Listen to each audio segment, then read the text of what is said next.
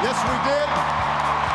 Yes, we can. On Tuesday night, in front of thousands of his supporters in his hometown of Chicago, President Obama bid farewell to the nation.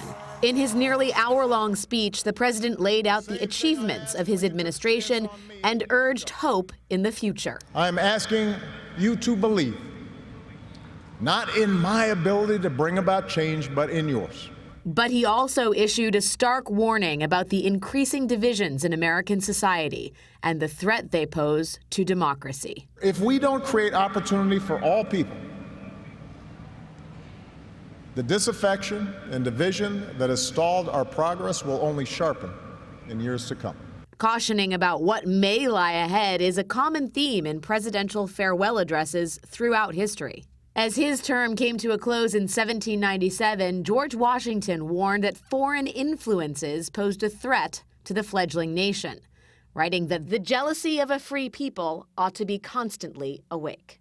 In 1837, nearly 25 years before the outbreak of the Civil War, Andrew Jackson predicted that disputes among the states not settled in the halls of legislation would be tried in fields of battle.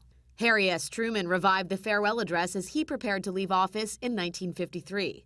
As the commander-in-chief who ordered the atomic bombs to be dropped on Hiroshima and Nagasaki, Truman expressed dire concerns about the nuclear age. We are not the only nation that is learning to unleash the power of the atom. A third world war might dig the grave not only of our communist opponents, but also of our own society.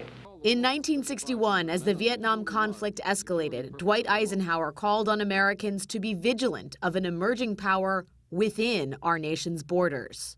We must guard against the acquisition of unwarranted influence, whether sought or unsought, by the military-industrial complex. The potential for the disastrous rise of misplaced power exists and will persist. And the last time a president said goodbye, in 2009, George W. Bush warned against an America that cuts itself off from the rest of the world. In the face of threats from abroad, it can be tempting to seek comfort by turning inward. But we must reject isolationism and its companion, protectionism. Retreating behind our borders would only invite danger. So many of those addresses were so prescient, worth remembering them all. It's so interesting because it's typically, we kind of forget those last addresses. Yeah, and they are important. And there's a lot in there.